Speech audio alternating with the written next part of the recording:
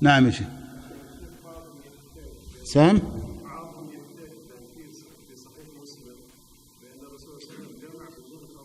ممتازة. يقول بعضهم يحتج أن رسول الله صلى الله عليه وسلم جمع في المدينة من غير مرض ولا مطر ولا سفر. ايش معنى من غير مرض ولا مطر ولا سفر؟ يعني ايش معنى صبر عادي؟ ايش معنى هذا؟ كيف يحتجون بهذا يعني؟ ما وجه الاحتجاج يعني؟ إذا صار كذا قل لي ليش تجمع يوم شفت المطر؟ الرسول جمع من غير يعني معناه كل يوم يجمع. صار مثل الشيعة. لا مش يخفف، ما خففت إلا اليوم هذا. أنا معك يا أخي، أنا معك يعني، بس بيخفف اليوم هذا. أنت الآن جمعت من أجل المطر، هذا مطر لا يبيح الجمع. الاستدلال بحديث ابن عباس أنا أعطيكم سببه. ابن عباس كان واليا على العراق، وجمع الناس وبدأ يخطب بهم خطبة، بدأ بها بعد العصر، وأذن المغرب وهو يخطب، واستمر في خطبته. فقام إليه رجل فقال الصلاة، يعني حضرت صلاة المغرب بيصلي. قال له ابن عباس ثكلتك أمك أتعلمني السنة؟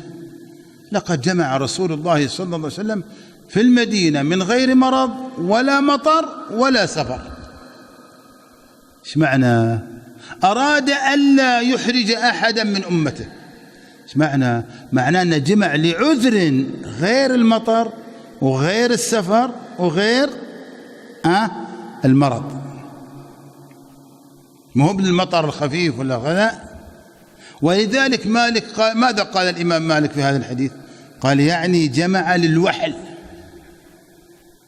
جمع ايش؟ للوحل.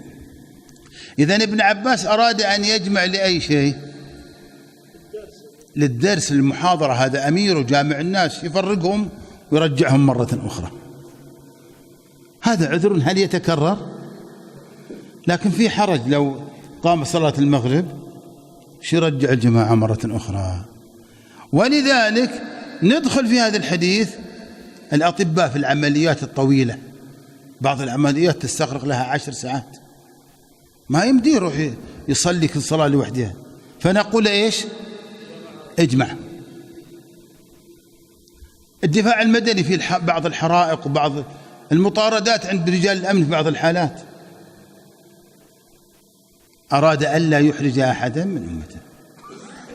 قاعات الاختبار أحيانا في مثل اختبار القياس وكذا يرتب الطلاب مرة أخرى.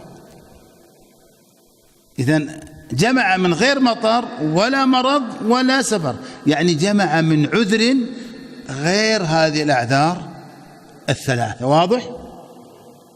ولذلك مع الأسف كثير من الناس مثل ما تفضل يستدلون بها. طيب إذا صرت تستدل بهذا الحديث لماذا جمعت عند الرشاش؟ اجمع بكرة بعد، خلينا نجمع. الرسول جمع من غير مرض ولا مطر ولا، يعني نسيت بقية الحديث أراد أن لا يحرج أحدا من أمته. تجينا أسئلة بعض العجائز، وخاصة في الشتاء يشق عليه تروح الحمام تكرمون مع كل فريضة. تجمع يا شيخ؟ والله إذا كان فعلا بدينة وعجوز وتتعب مساكينة ودورة مياه وجو بارد، أرجو أن لا يكون بأس. إن استطاعت تجمع الجمع الصوري أنها تؤخر الأولى قرب في نهاية وقتها وتقدم الثانية في أول وقتها، هذا ما جمع، وصلى الصلاتين بوضوء واحد. لكن هذه المغرب في آخر وقتها والعشاء في أول وقتها، الظهر في آخر وقتها والعصر في أول وقتها. ولذلك الاحتجاج بحديث ابن عباس جميل جدا، لكن لا يعضد أفعال الإخوان الذين طيب وين جمع الصلاتين من غير عذر من الكبائر في الحديث؟ لا، ما يصلح يا أخوان. فلنتنبه. فأقول الإمام أن يتقي الله، ينظر إن كان خرج فعلا ورأى العذر المطر مستمر، سلم المغرب وهو مستمر، اللي إذا وقف خلاص انتهى. هذه شبهة اللي ذكرها الأخ. هناك شبهة أخرى يذكرها بعضهم، يقول المالكي يرون جواز الجمع عند الغيم. نقول المالكية يرون الجمع عند الغيم إذا قال أهل الخبرة أن هذه السحابة ممطرة في الوقت الثانية، منهم أهل الخبرة، مو بأنا ولا أنت، أهل الخبرة سواء كان من كبار السن أو الأرصاد، وقالوا نتوقع هطول الأمطار في وقت العشاء، ممكن. ومع ذلك ماذا يقول المالكية؟ وإذا لم ينزل المطر فينبغي عليهم إعادة العشاء. إذا ما سوينا شيء ولا لا؟ سوينا شيء؟ ما سوينا شيء. فأقول لا نتوسع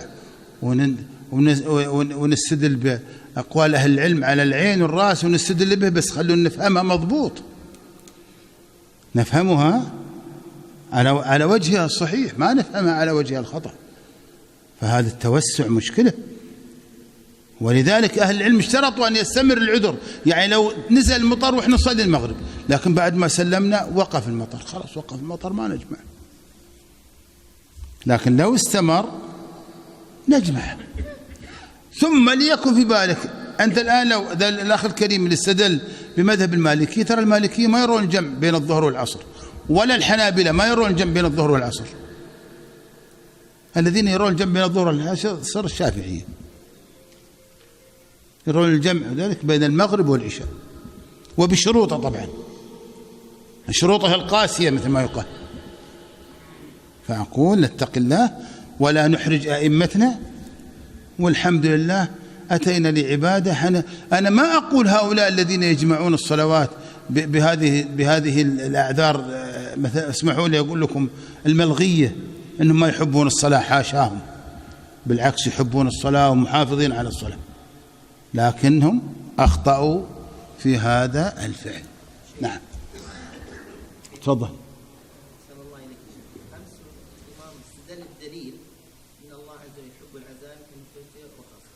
طيب ما يخاف. شوف، إمام استدل إن الله يحب أن تؤتى رخصه كما يحب أن تؤتى عزائمه.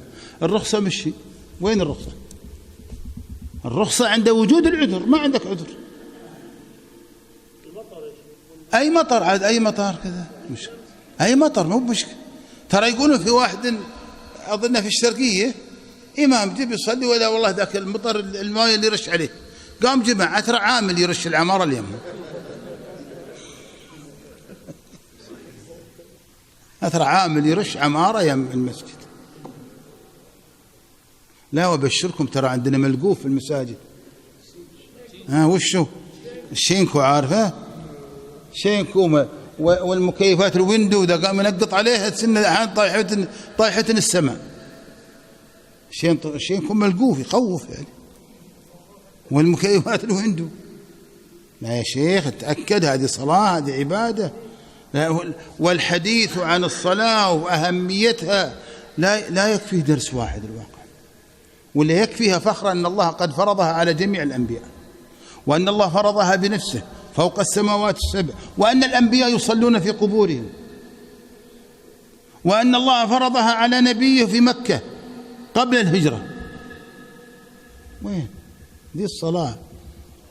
وجعلها الحد الفاصل بين الإسلام والكفر، وهي التي تبنى لها المساجد وتوقف لها الأوقاف ويعين لها الأئمة والمؤذنين. دي الصلاة دي ما أمرها هين يعني. أسأل الله لي ولكم التوفيق. نعم. اللي جمع أمس بدون عذر عليه يعيد صلاة العشاء، صلاة العشاء باطلة لأنه صلاها قبل الوقت. فأقول ننتبه، وعلينا نتواصى مع أئمتنا ونتناصح. والله واحد من الأئمة يقول أكره يا شيخ أنه ينزل المطر في المغرب من ضجة الجماعة عليه. نعم تفضل يا شيخ، طولنا عليكم بس أسأل الله التوفيق.